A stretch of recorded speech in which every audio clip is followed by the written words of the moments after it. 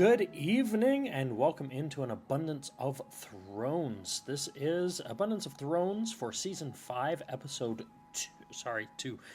6, Unbowed, Unbent, Unbroken. I am joined in studio by my buddies Garrett and Wade. How you doing, guys? I'm good. Who are you again? I'm Brad. Oh, okay, there we go. Yeah. Hello. For the listeners.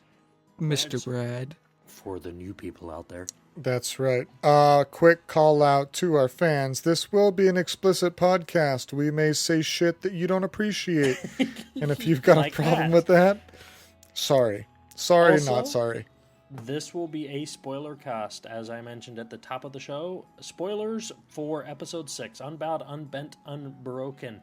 If you have not seen this episode, please stop the podcast, unless you like spoilers, or maybe you just want to be spoiled.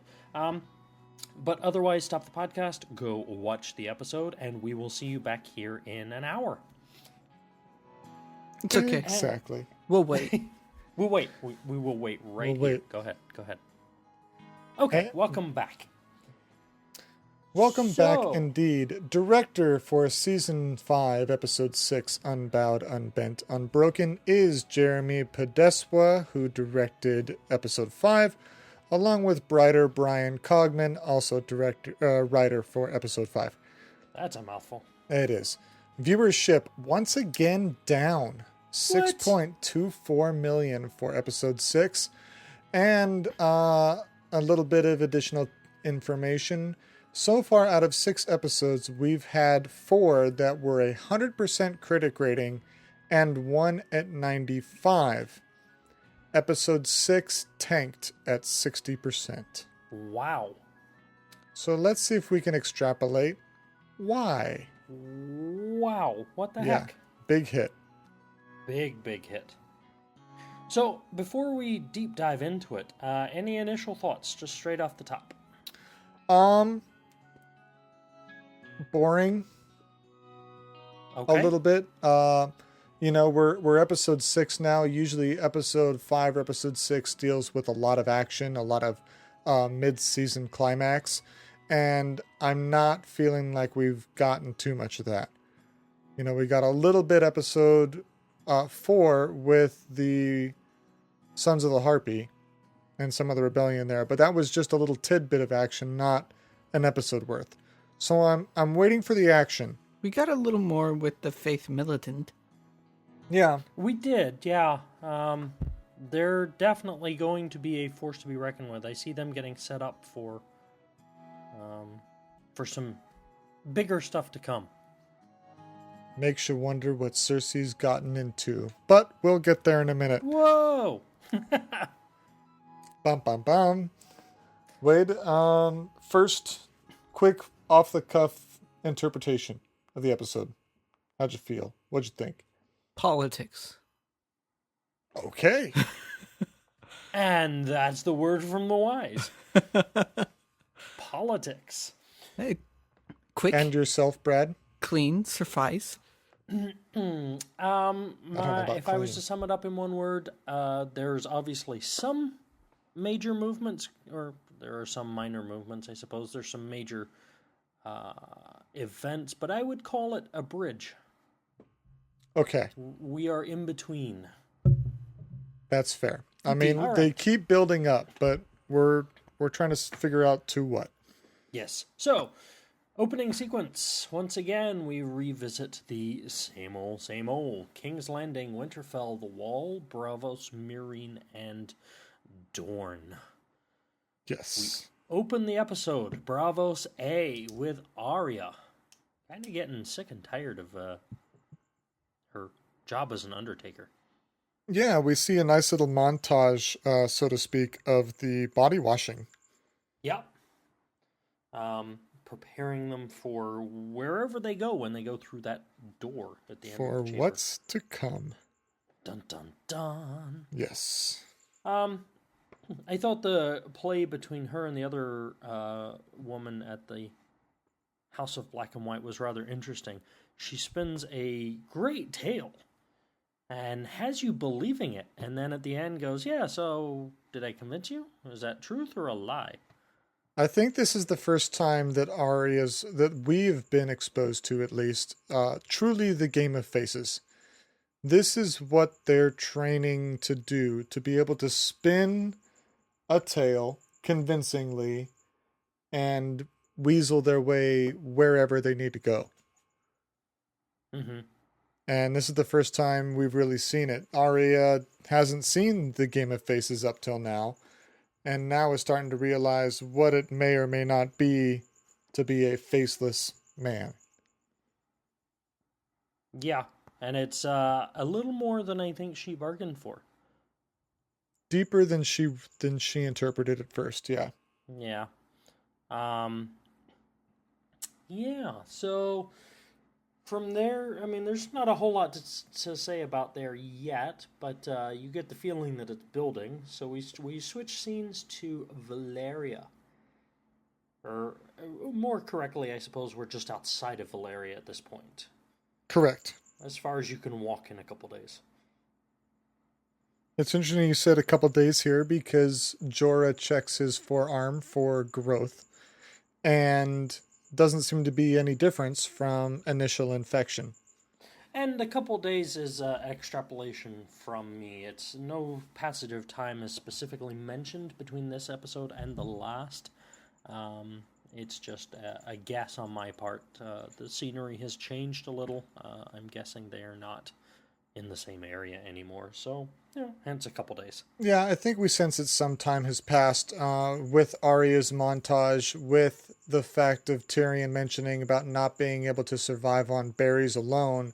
Right. We have to assume that they've been eating essentially berries and not much else for more than 10 minutes. Yep. Yeah, we didn't go like, here, this is what you're going to eat. And Tyrion would go, really? It was more like, do you really expect us to eat the rest? Yeah. To survive on this for this long? You have fed me berries for one meal, and I am tired of it, damn it. And then we get a little tale from Tyrion. Yeah. Tyrion won't shut up, as is Tyrion's way, as Tyrion does. People who speak need to speak. Exactly. But we find out that he's making up for lost time, having been in the box and couldn't talk for the entire trip. And I guess without thinking, I mean, why would he think about it? He let slip that, Jorah's dad is dead as well. Yes. Which hopefully our fans will remember him. Jorah's father was the Lord Commander Mormont of the Night's Watch. This is true. Now, it's interesting. Now, maybe this only is a factor of Tyrion's knowledge at the time. He mentions there's a mutiny and was killed by his own men. He doesn't go on to say that some of the supporters avenged him. Maybe he didn't know this. Maybe Right. he selectively excluded it. But I've heard it said in the community that it potentially paints the picture that the wall may or may not be serving its own purpose, not to the benefit of everyone else. No, the Daily Raven just hadn't gotten to him. We mentioned the Raven in the last episode, right? We did. Yeah. So, maybe it's just a community extrapolation. Maybe it's a potential plot for the writers that selective information, painting, potential enemy or threat. We'll see if that plays out or not, or if it's just extrapolation. Sure. Back to Bravos. Bravos B.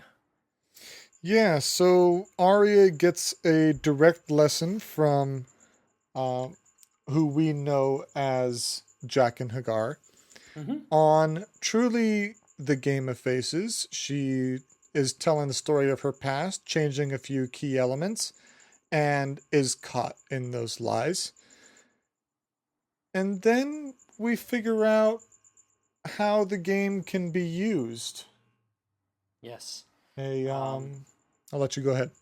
Sure. A little bit of a moral issue here. When is it? Well, Not that it matters in this universe, but when is it okay to lie? We see a rather ill young lady brought in by her father, who has been to every doctor in Bravos, and nothing can be done. She is terminal. And we watch Arya, this beacon of truth, spin a sweet little lie to comfort the dying girl before giving her a bowl of water from the fountain, which is obviously poisoned. Yes, clearly a method of demise. Yes. Now, just backtracking slightly, with Arya's story and being caught in the lies, we learn something interesting about Arya's emotions towards the Hound. She doesn't like him very much. Well, she says she doesn't like him very much and is smacked with the switch every time. Uh-huh. So, does she not like him very much, or is she trying to convince herself that she doesn't like him very much? Kind of a mute point by now, but... It goes to the character, though. Yeah. Yeah, I think it does go to the character, and I think the time spent together, I think that there was a certain mutual respect. Yes. I don't think there was any strong feelings of care or, obviously in the moment of his greatest need, she had absolutely zero problem walking away and leaving him to suffer. But there was a certain respect for each other, I think, that developed over their time together, that I don't think her feelings actually honestly go to hatred. Agreed.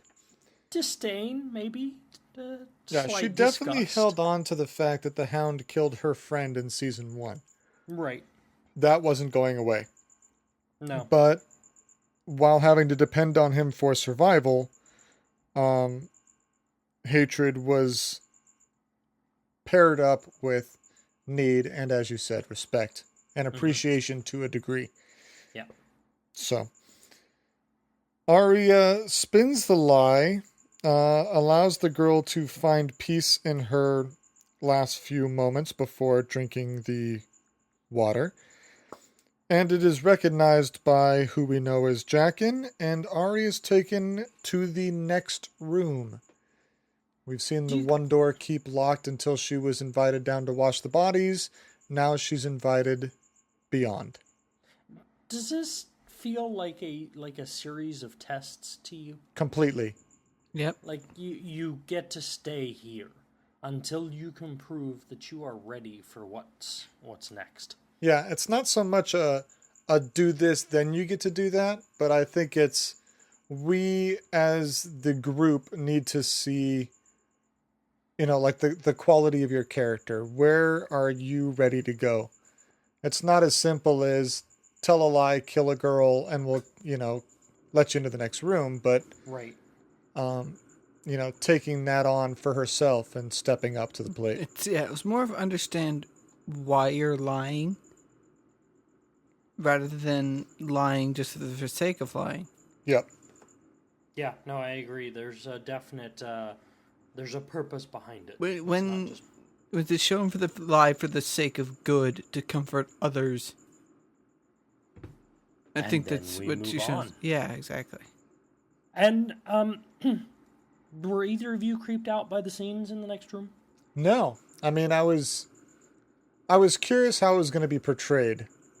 Oh, so you knew what was coming. I had a slight hint, only from my brief dabbles in the later book. Mm-hmm. But the format of the room, the scale of the room was awesome. There weren't any eyes open, so I was good. Yeah. Would that have done it? Wade's got a thing for eyes staring back at him, and none of these faces did. Yeah. Cold, creepy eyes. And for our listeners, those who may not have any recollection or knowledge from the books, it's safe to say all the faces on the walls are those of the bodies that have been washed. Yeah, I think so. That has not been fully portrayed yet. I think it's insinuated, but in the books it is definitely spelled out. There have been enough hints in the first episode or two where she is dropped off at the House of Black and White and Jaqen reveals himself. He makes that motion and you see it just a glimpse peeling off the face. Yes. So, hint, hint, wink, wink, faceless men, more like the many-faced man. Many-faced, yes. Yes. Just like the god. Correct. Ah. Similarities? Bum, bum, bum. Valeria B. Valeria B. We end up back with Tyrion and Jorah. Yep, so Tyrion's calling Jorah out on... He spied for Dany, and, he is showing his affection by drinking away at the brothel, if memory serves. Yes. And Jorah has to explain himself. Yeah, so, great. What happens? We conquer the world. This little girl climbs the steps and sits on the Iron Throne. Long live the Queen. Yeah. Now what? Yeah. A land that she's never set foot in her adult life and has no knowledge of its politics and workings is just going to show up and rule. It's interesting how Jorah here reveals how deeply he was moved by the scenes out on the Dothraki Sea. Listen, if Emilia Clarke stood in front of me naked, I'd be moved too. Yeah, but it was the dragons. Oh yeah, the dragons. Oh, That's those right, two. dragons. Yeah. Oh yeah. Yeah. Sorry. I mean, I'm sure not the sorry, view... but... Well, no, I was there. The view was nice. But it was the dragon song. Yeah. Interesting. Do you want to add to that, or are you just teasing everybody for the hell of it? He's finding it hard to be bitch. critical about it. Obviously this was a very moving experience for this character. Correct. He expresses that this was the point of change from being a spy to being loyal. See, for me, it was the main aspect, and I realize we're reaching back to season 1, but go with it. Yes. It Let's was walk neither down this journey. Yes, it was neither the fact that Emilia Clarke was naked, nor the fact that the dragons were alive and singing. It was the fact that she had just sat on top of a huge funeral pyre and came out with not even a scratch. Nothing but soot. Yeah. Yeah. That would have been the turning point for me. Yeah. Oh, I'm sorry. She can't be burnt. I'm sticking with this one.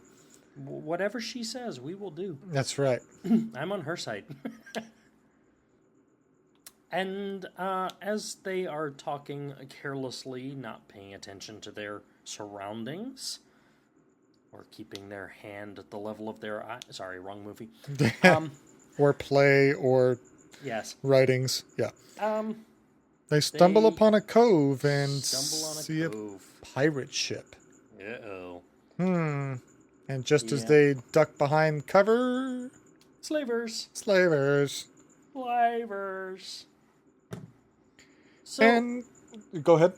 No, I just, Jorah fell back on the whole, wait a minute, that's not fair. You can't do this. Yeah. The queen says you can't.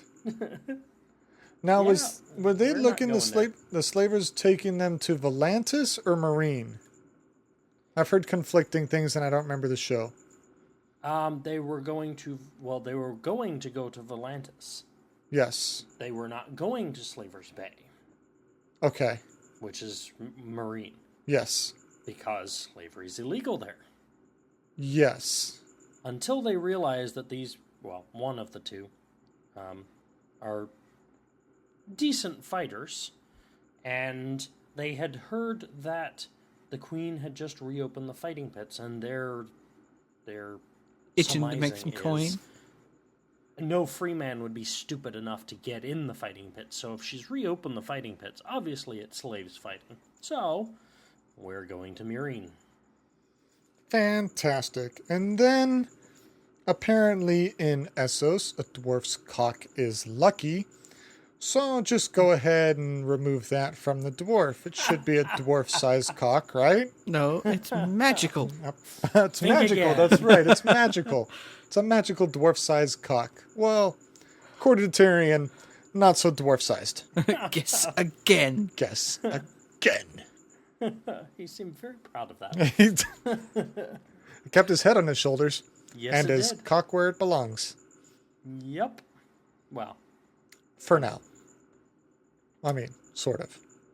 King's Landing A. We finally get to see King's Landing this episode. Yay! Wait, who cares? Yeah, so Peter Baelish re-enters the capital, being summoned by the Queen Mother, Yes, not the Queen. not the Queen. Or was it Dowager Queen? Also true. Or I don't know anymore. Yeah, we went through a couple names a couple episodes ago with Marjorie trying to figure out how big of an insult she could. Yeah. Queen Well, grandmother? she was told in season 3 that she can't be.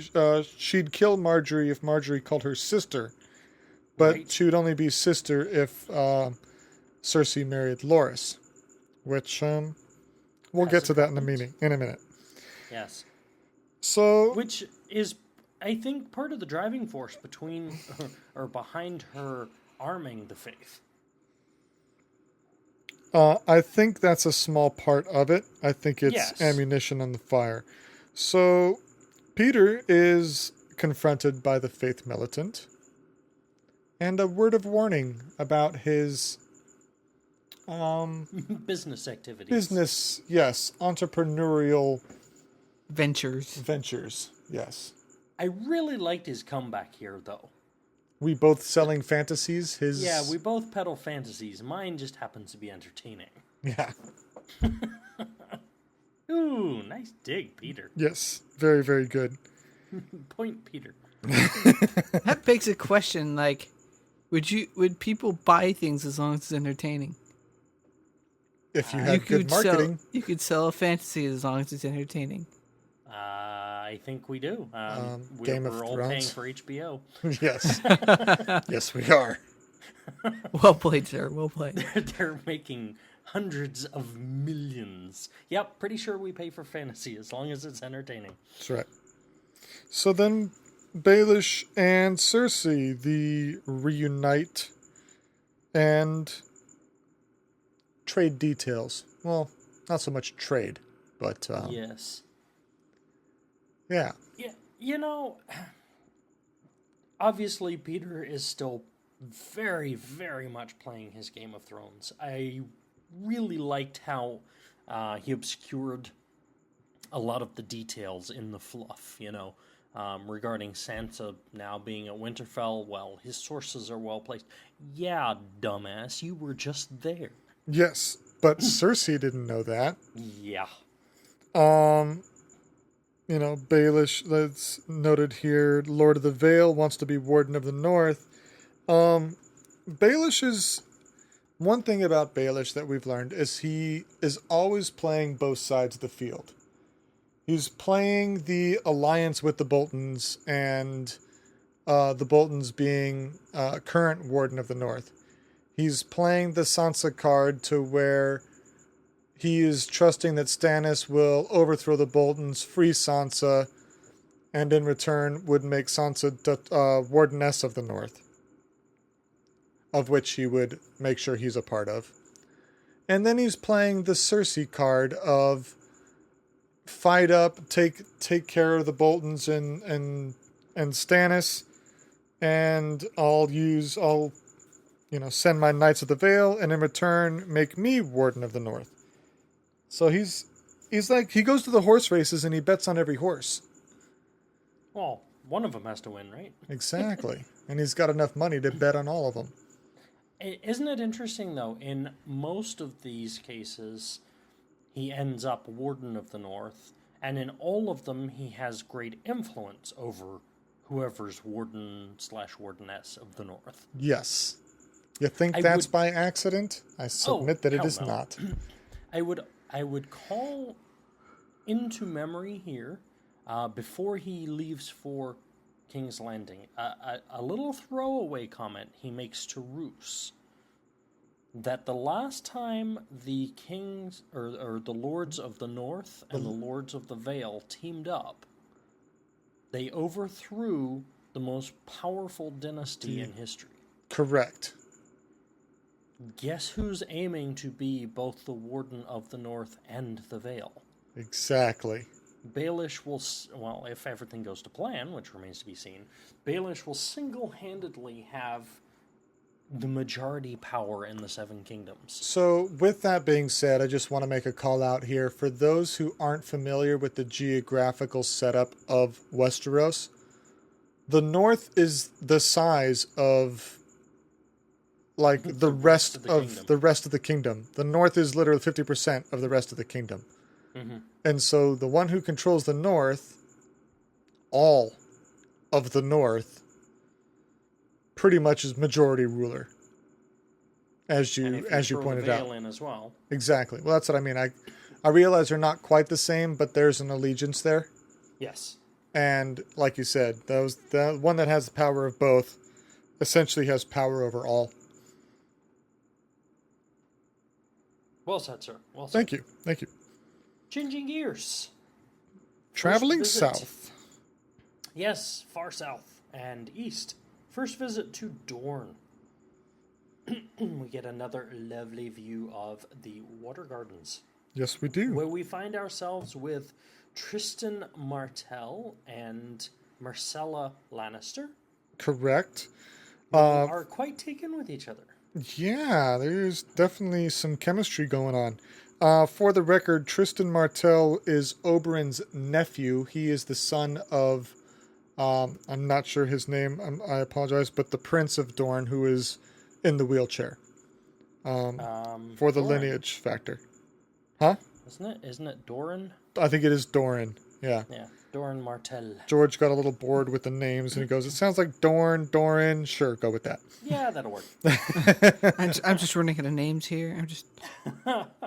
Well, after 763 characters have been killed, we can't recycle too many names. Exactly. And they Bob. can't exactly pull out a David or a Tom in the series. Bob number 3.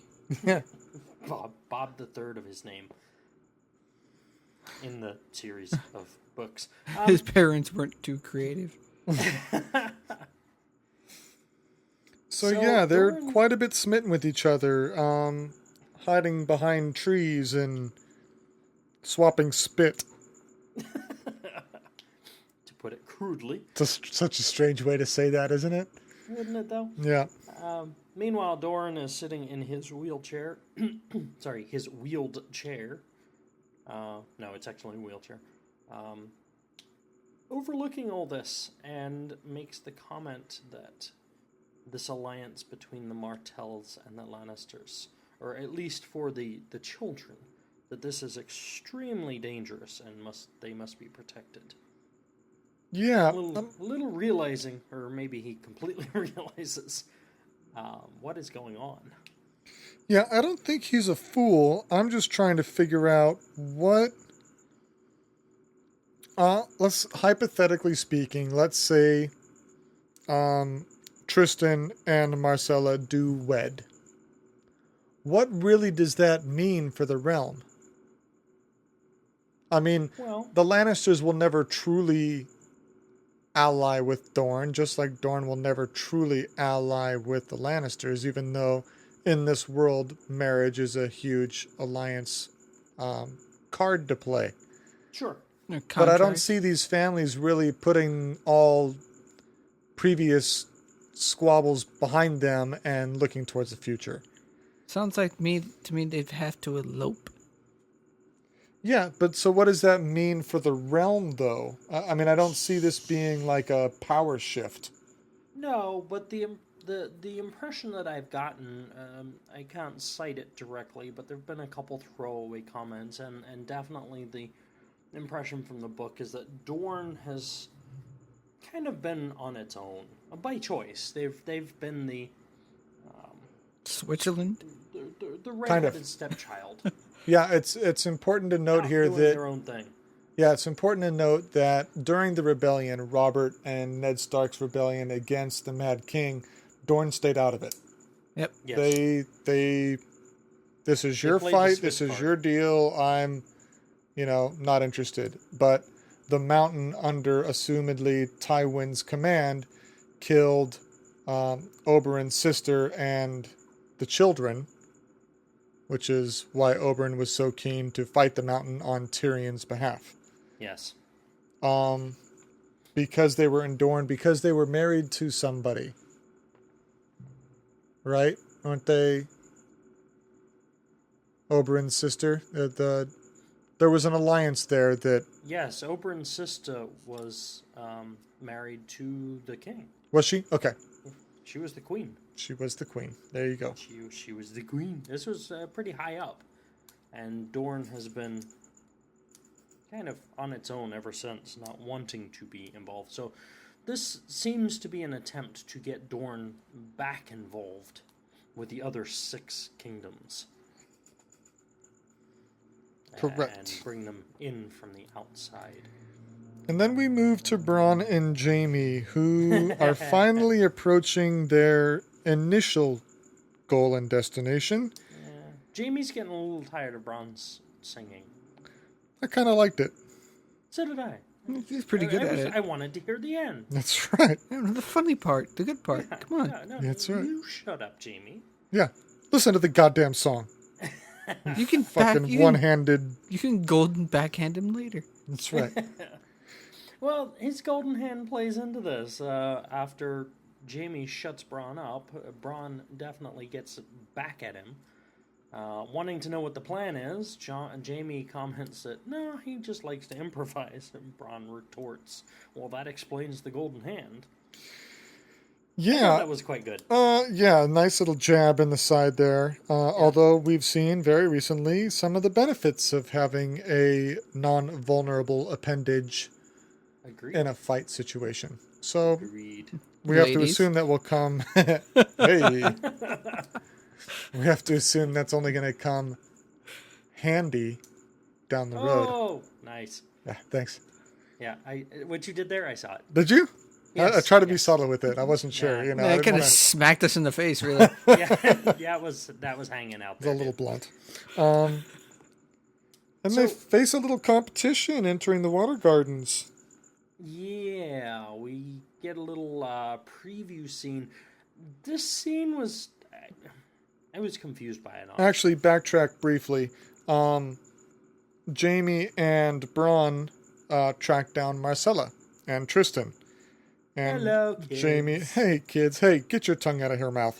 All while 007 music was playing. Da-da, da-da-da. And while trying to pull Get Marcella your hands away, off my daughter. niece, Niece. shit, That's what I said, niece. Yeah. You all heard it, niece. niece. And then the sand snakes appear. So their initial Sand vipers, scene, aren't they? Snakes, Are they? sand snakes. Okay. Their initial scene, I thought was, I don't know, pointless. The one on the beach. Except, no. Oh, This episode. Except to mutter the words that become the title of the episode.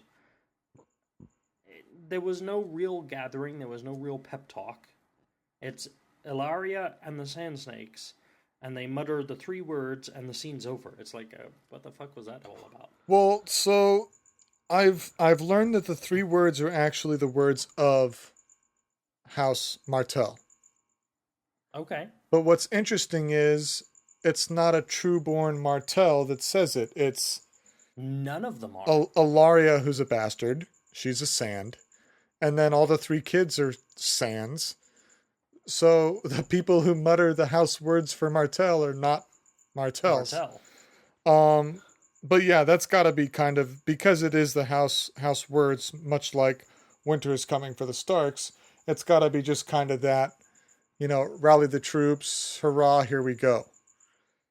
I have to assume it carries that sort of resonance into battle or Okay, pre-battle. but for House Stark, when they rally into battle, they cry for Winterfell, not Winter's coming. I understand. That would be an awesome thing to yell. Just guys wearing all white. Winter's coming! Then they all get slain and they're red, and it's like, that's a shitty winter. Spring's here! It's autumn!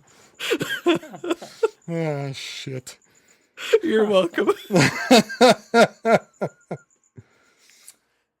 So the Sand Snakes arrive, confront the two boys, and Bronn warns them not to do something stupid. To which they draw Do something swords, stupid. and that was Actually, definitely something stupid. they made it very obvious that Tristan, although he may not be skilled with the blade, we're not sure, is at least observant. He picked up on the bloodstains on Jaime and Bronn's clothing that they clearly stole from Dornish guards, Yes. and started to draw his sword when the Sand Snakes approached. And that's about as much input as he had into that situation. I am pleased to say, if you're paying close attention, at the end of the scene, Marcella is still present in the company of all the guards. So neither Jaime and Bronn nor the Sand Snakes actually got away with her. Yes. Both ploys fell flat. Yep. So she is still very firmly under the control of the official Martell family. And I like how the Sand Snakes tried to plead their case with Doran's guards. Yeah, we fight for Doran. We're the Sand Snakes. We're Oberyn's daughters. And the main guy's like, so what? How the fuck was given this day? The fuck do you think you are? We don't care. You're coming with us. You think that carries weight? That's right. The weight of my axe. Yeah, exactly. Coming down on your head. King's Landing, bravo. Probably most people's favorite character is Grandmother Olenna Tyrell. Yes. Yes. Queen of Thorns. Who can smell the shit from 5 miles away. I thought that was an awesome It was throwaway. great. It was completely pointless, completely useless, but just a dig. The only thing that it's really there for is just to show her, the character's disdain for King's Landing as a whole. Like, Yep, she absolutely. there is nothing there for her. Nothing attractive. So she pays a brief visit to her daughter. We get to see Olenna and Marjorie Granddaughter. strolling through the Queen's Gardens. Granddaughter. Granddaughter. Thank you. Yes. Strolling through the Queen's Gardens and sharing a very obvious disdain for the Lannisters. Marjorie utters the obvious that Cersei is trying to discredit them, and Olenna's reaction pretty much amounts to duh. Yeah. Like, that's Yeah. never been a secret. I know. We open up into the audience chamber with Cersei trying hard to ignore the fact that Olenna is sitting across the desk waiting for her. Yes. Olenna calls her out. Look, I know you're not actually writing anything. You don't have anything that important to do. So, a funny image on Twitter today. Yes. It showed the scene. It showed Cersei writing, and then it showed a scroll, and it said, "This is what Cersei was actually writing." And it said, "Jaime and Cersei forever." Jaime, it's et cetera, et cetera, et cetera. Like, Nice. you know, kids on a chalkboard, you know, for their what they Sure. shouldn't do. Yeah. Yep. The whole scroll was just Jaime and Cersei forever. Nice. Underline, please go away. Please To, go away. to please. which Lady Olenna was right. You really aren't writing anything of any value. But it does set up a nice little interchange. Cersei comments on the tart mouth of the Queen of Thorns. And the To Queen which of the Queen of Thorns. Thorns responds, "Yeah, and you're the famous tart." Yes, I thought that was awesome. it is. Cersei demands an apology, to which the Queen of Thorns says, "You'll get one when I get Loras." So Elena starts throwing her weight around here. She's trying, and Cersei, because she's set herself up rather well temporarily, is quick to say, look, I didn't imprison anybody. Mm-hmm. And not in my jail cells. You need to talk to the people that actually have him. Yeah, she's tried very hard to maintain a distance here. Yes. Plausible deniability. No links between them. Except for the, major one. Well, Just that one of giving him weapons. So that's really not a thing. Kind of. Well, but even that she's distanced herself from. She didn't do it. Nope. The king did. The king signed the order. That's right. It's interesting, Cersei though, doesn't that actually have any real power. You'd think, and maybe this is going to come up later, that in this exchange with Olenna and Cersei, that Lady Olenna doesn't drop the bomb of, well, incest is a sin too. Mm-hmm. So you're faith militant that you love so much. Yeah. What happens when, you Lannisters. Surrounded by your gold and your lions. And your golden lions. That phrase, never more appropriate.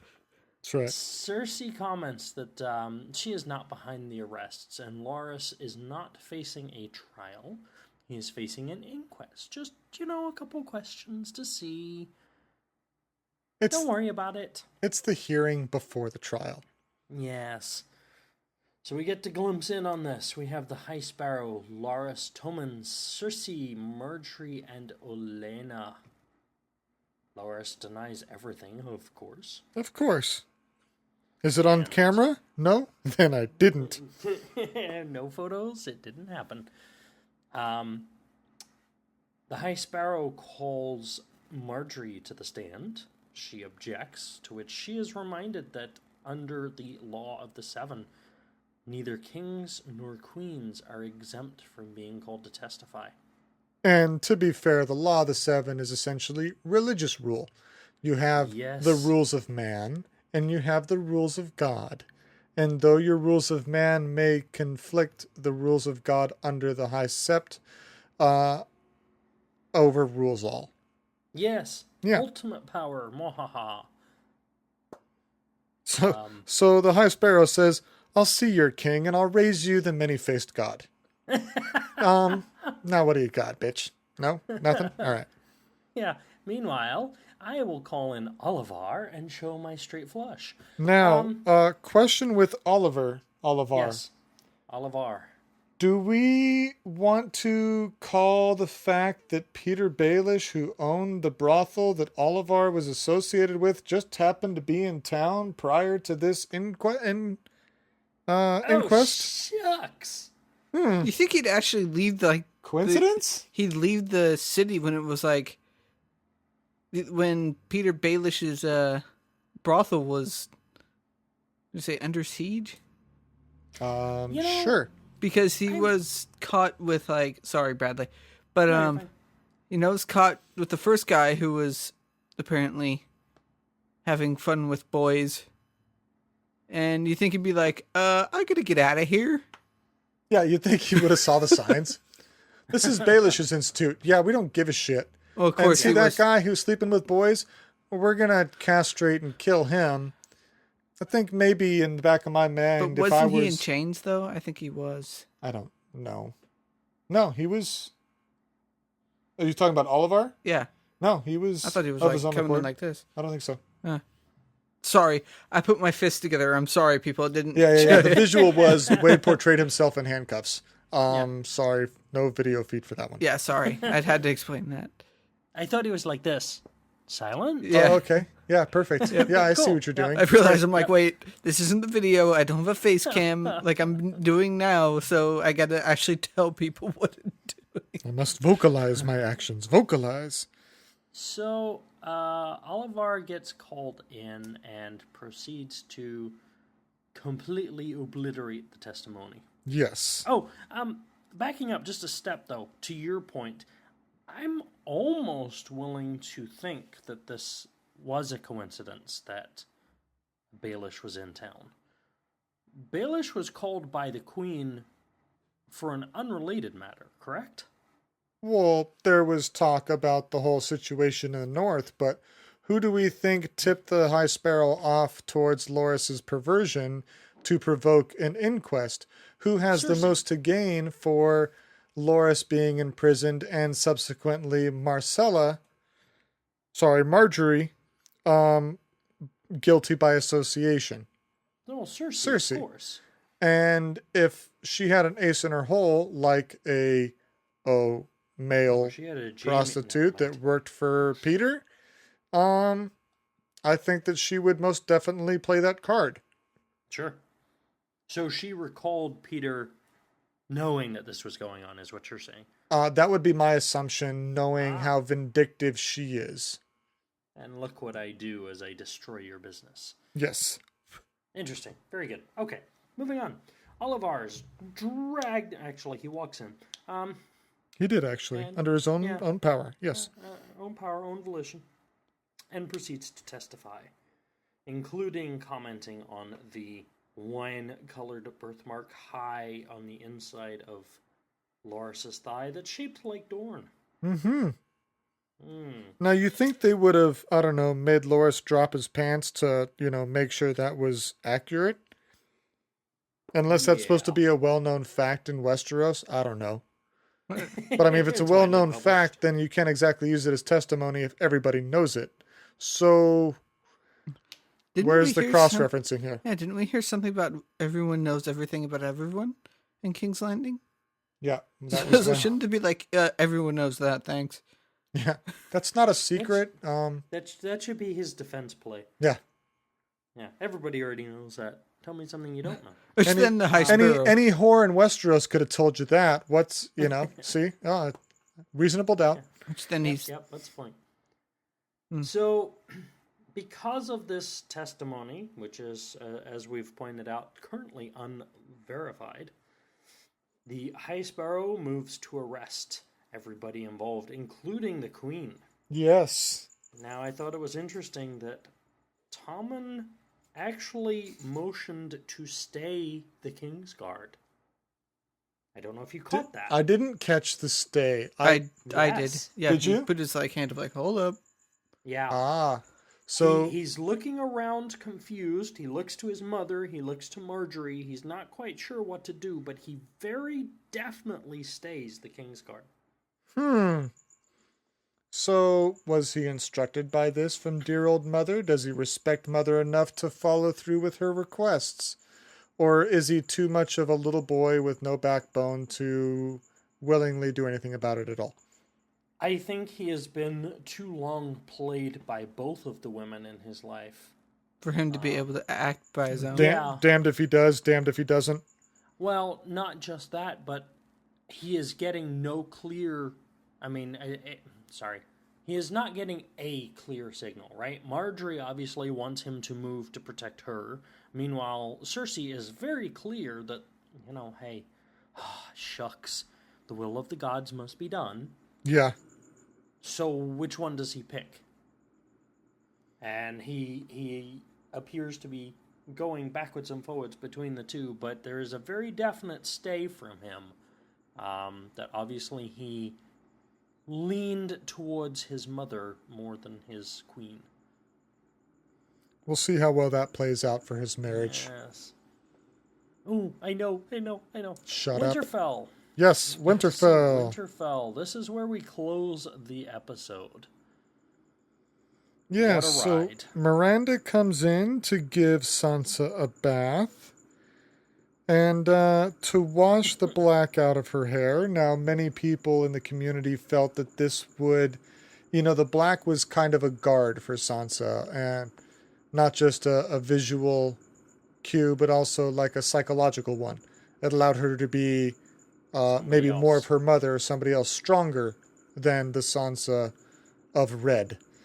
But we see that she has held on to her teachings and is very perceptive as to what Miranda is saying and how she's saying it. Yes. She picks up very quickly that Miranda has a little bit of a thing for her intended. Yeah, just a little. Just a little. Now, she's not easily scared, though. As much as I was impressed that Sansa picked up on it, I was kind of bummed that she called her out already. I mean, to me, that seems like it could have been a card played. Like, if it was Peter would have held on to that until it actually served some benefit.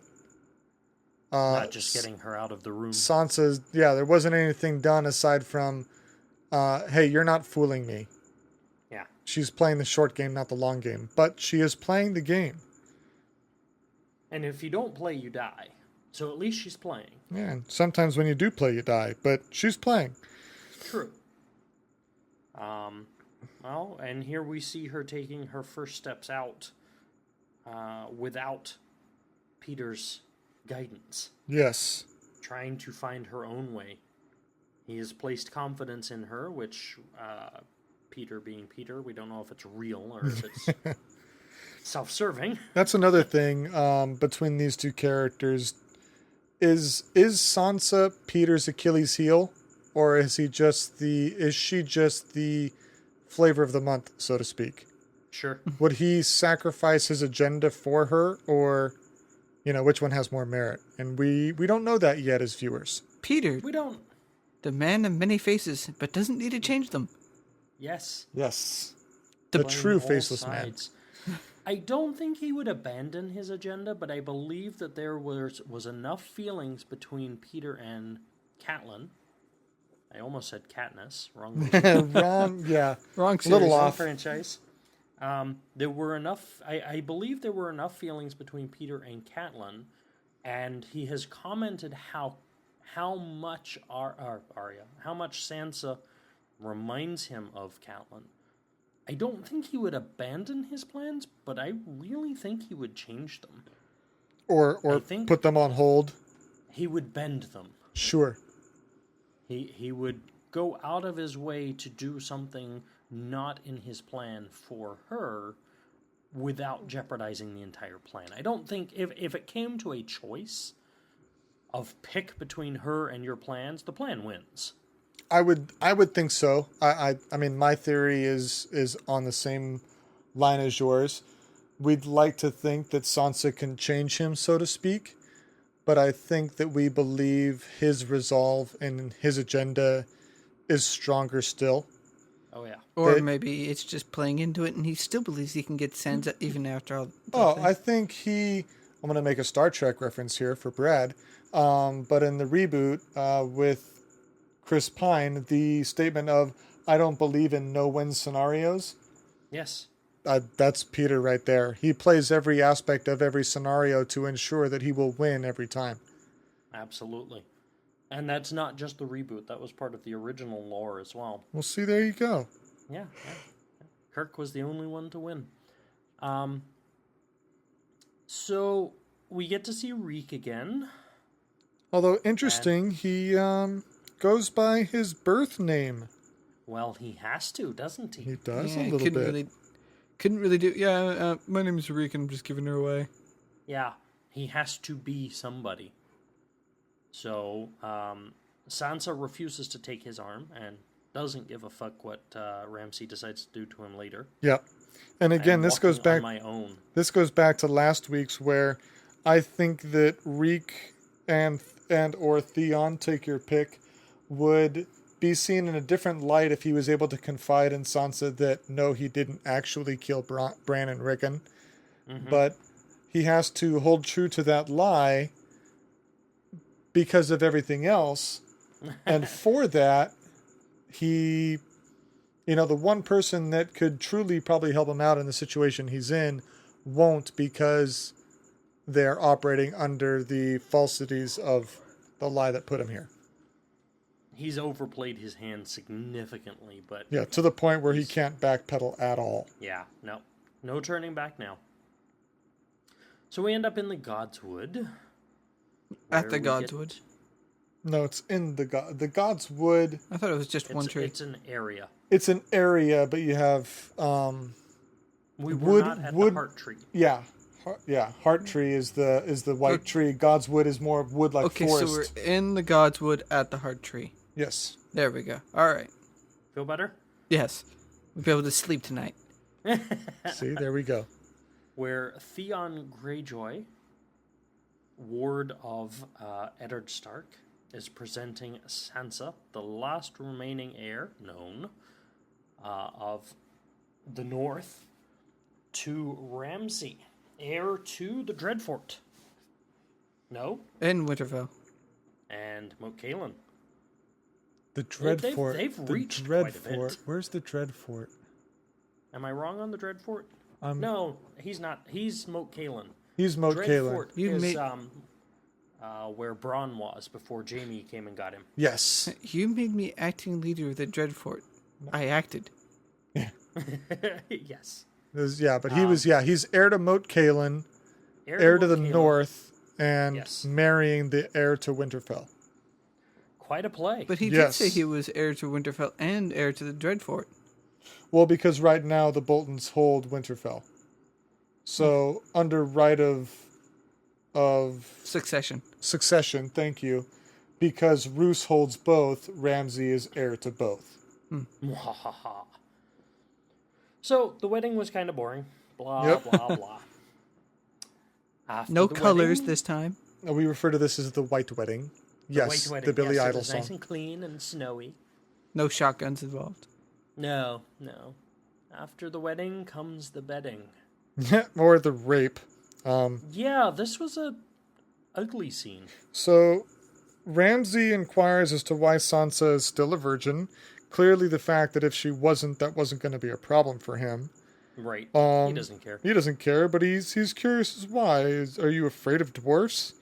Totally he's either A, oblivious to the Lannister-Stark relationship, or doesn't give a shit, which more likely the second.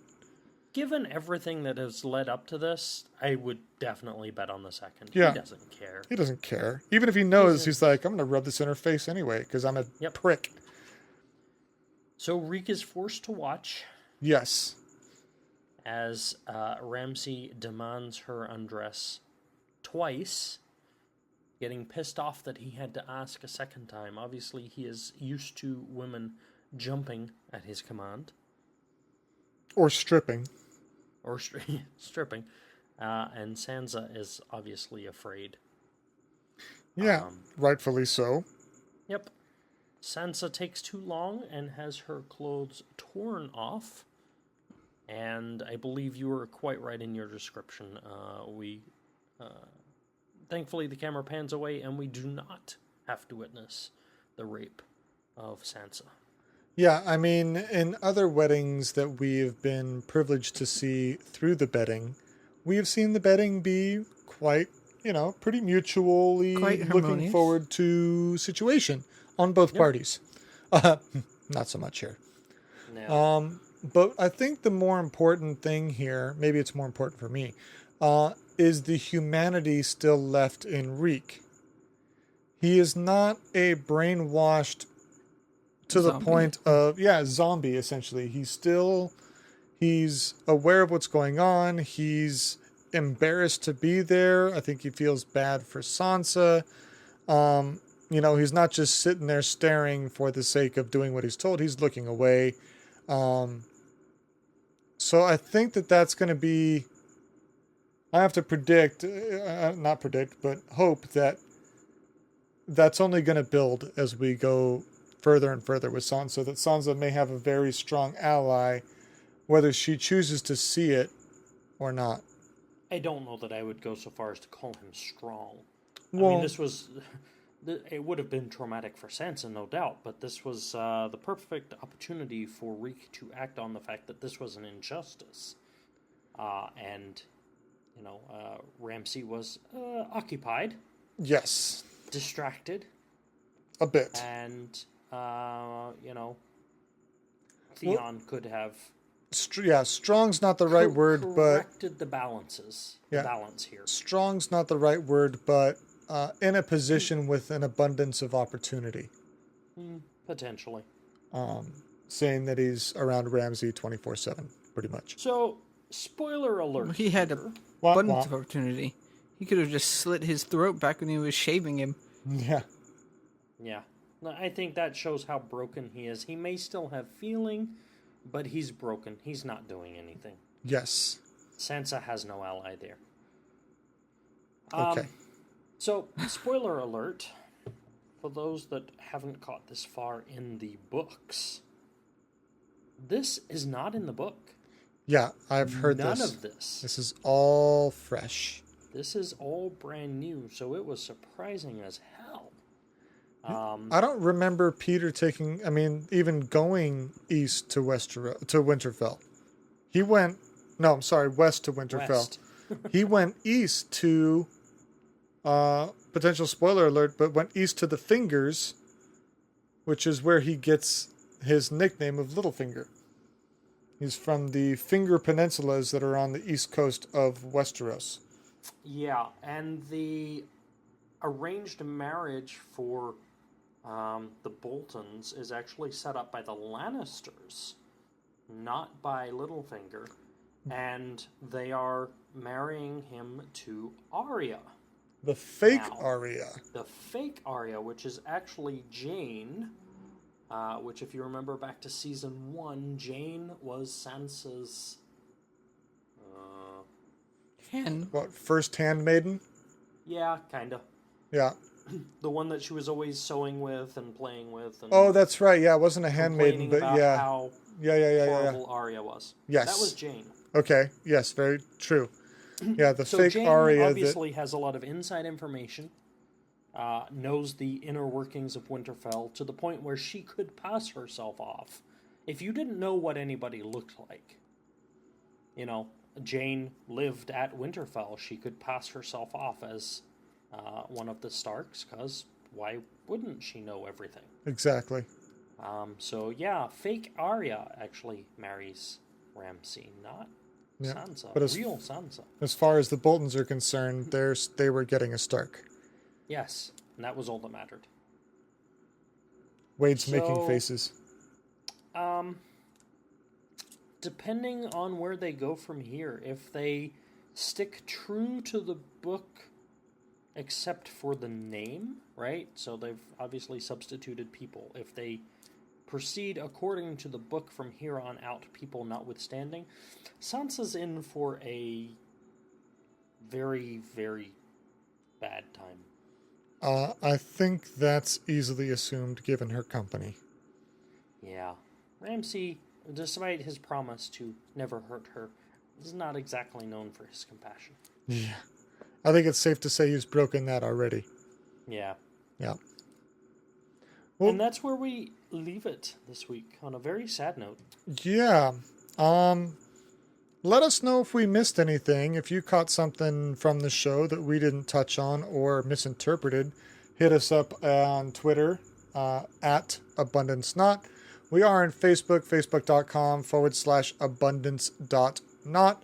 Do follow us and let us know what you thought of this and what, if anything, we missed that we can address later. And we would also be interested in hearing your thoughts on the episode, not just what we missed, but also what we commented on, and specifically this closing. What were your feelings watching it? How do you feel about the fact that it deviates so far from the book? And yeah, I guess what do you think of the future? I have one follow-up question for both of you.